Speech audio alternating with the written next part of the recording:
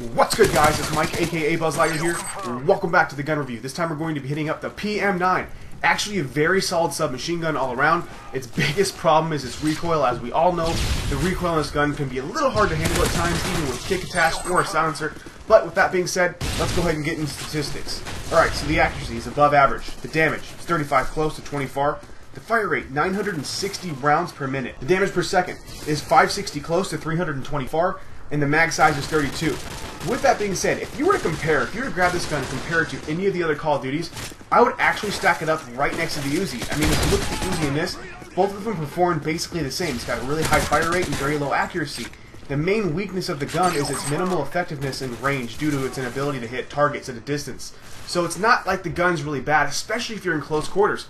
This gun actually puts out a lot of rounds per minute. It puts out more than the PP-90M1 and the MP7, so it can be really devastating up close and really bad from a distance. Alright, so with the number of shots to kill, to the head, you've got 2 close, 4 to far. To the neck, you've got 3 close, 5 to far. And to the torso, you've got 3 close, 5 to far. Now that actually stacks up with all the other submachine guns in the category. It's actually better than like the PP-90M1. Like I was saying, the only real big difference that makes this gun so bad is the recoil. That's why the PP-90M1 is just a little bit better. It's more controllable.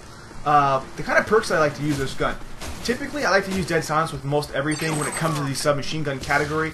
But I found to use steady aim with this class being a lot better because of its bad recoil range. It puts that hipfire spread a little more centered, so it's something that you might want to consider as you're using the gun. Yeah, you might lose that dead silent sound whoring if that's something you have, Turtle Beaches or whatever. But having a steady aim on like some ground war or something like that probably is going to do a lot of good. So keep that in mind when you're using it.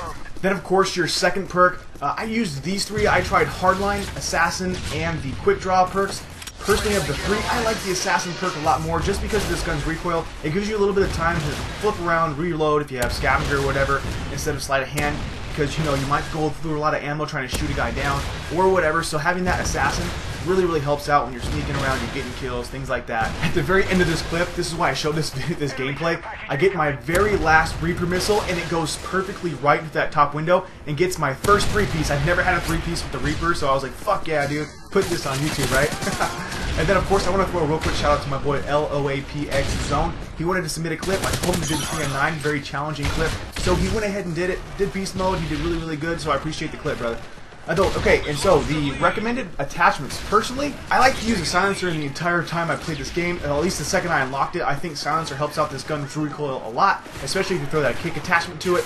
And then, of course, if you're kind of new to the gun, you can always use a red dot, but it might still be really hard to control. And then, of course, the recommended proficiencies. You can always go with kick, maybe focus or stability once you unlock them if you go that far with the gun. But personally, where do I place the gun? I give it 6. I think 6 is, you know, this gun being a dead last is really fair. This gun's really shitty recoil, makes this gun not very much fun to use. I can honestly say that I'll probably never pick this gun up again, unless, of course, I'm just trying to have fun or do something special for YouTube or whatever. So, anyways, if you guys like this video, do me a real quick favor, throw me a thumbs up. I appreciate it.